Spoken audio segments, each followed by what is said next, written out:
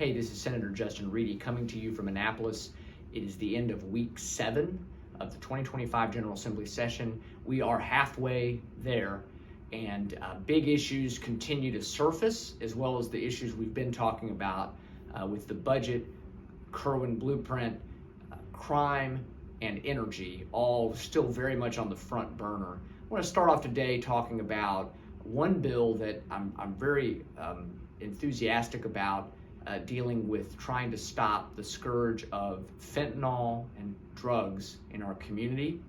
I had a bill last year that I introduced with Delegate Chris Tomlinson, one of our District 5 delegates, and we reintroduced the bill this year, but this year we actually had some really great bipartisan support and cooperation. So Senator Waldstreicher, who is a Montgomery County Democrat, and he and I are usually on a lot of opposite sides of things, but he's the lead sponsor of this bill to make it very clear in law that if you sell fentanyl that leads to the death of someone, you're going to do serious jail time, up to 20 years in jail. Right now, under the law, selling fentanyl isn't really treated much differently than selling any other drug, and it's very hard to get a sentence with any serious kind of jail time, even when you can show that a drug dealer literally knew and sold this poison.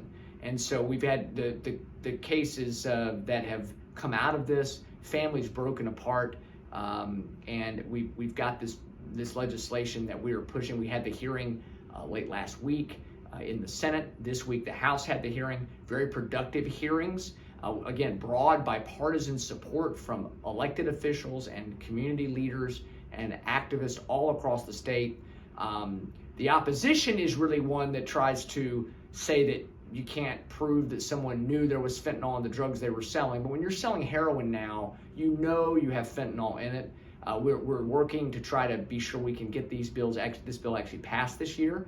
And again, though, we had very encouraging hearings, and we think there's progress being made based on the feedback we're getting to get a vote on these in both committees and get them out to the House and Senate floor and get them passed. So I talked at the start of the session about how taking care of our community, taking care of our citizens by cracking down on crime was one of my New Year's resolutions for the state of Maryland, actively working on that, particularly in the area of fentanyl and drugs. Thankfully, we've got border action, so hopefully we're going to stop some of the flow of the fentanyl, but we still obviously have it in our community, and it's wrecking lives. And so this is a bill, and I give Delegate Tomlinson a lot of credit. He really brought the issue first. I worked with him on it. Now we have a broad bipartisan coalition of folks working on the issue, and so hope to have really good news for that as we move ahead later into session.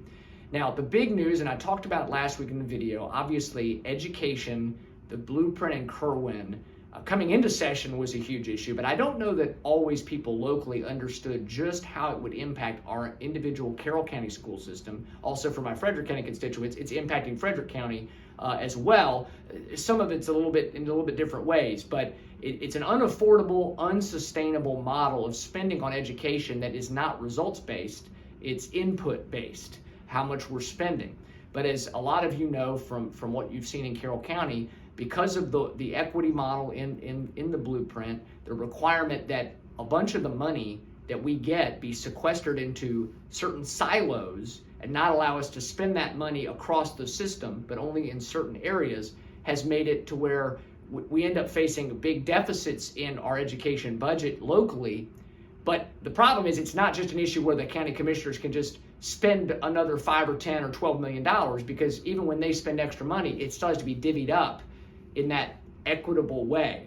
So it's really a tough situation, and what we're trying to do, working here, myself, our delegation, we're actually all week I've been having meetings. We have been, our delegation and I, different members, sometimes individually, sometimes together, meeting with our Democratic colleagues, the chairman of committees, the staff on the committees that help to put together both the budget side and the policy of Kirwan, because there will be some sort of Kirwan changing bill that comes out. We're working to try to show that Carroll and a few other counties have this unique problem, that if we can just get some flexibility in how we implement these siloed funds, we would be able to fund our school systems and really continue to get the excellent results we're getting in Carroll County. A lot of the messaging that I hear tends to want to lay everything at the feet of our county commissioners and say, well, they just need to spend more money.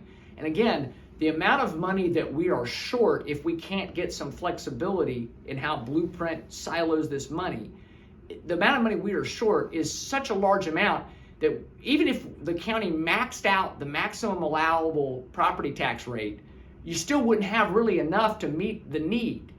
But it's not that there's not enough money, it's that it's tied up. It's tied up in these silos. It's hard to explain, and I hope previous videos have done and shared are helpful. So the good news is we've had meetings, as I said, with Democratic colleagues. We've had meetings with the governor's office and staff.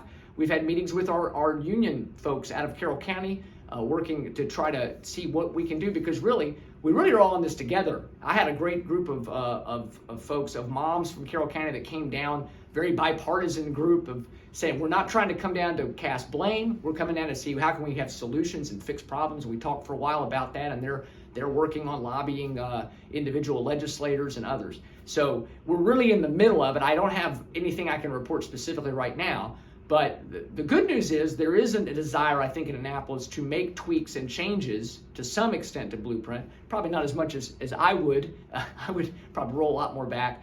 But there's at least an openness to understanding, let's make sure this works to get the right outcomes, because our goal should always be, how can we make sure that we're getting great outcomes for our kids from an academic perspective? How can we be sure that, yes, there are resources available for struggling children, disadvantaged children?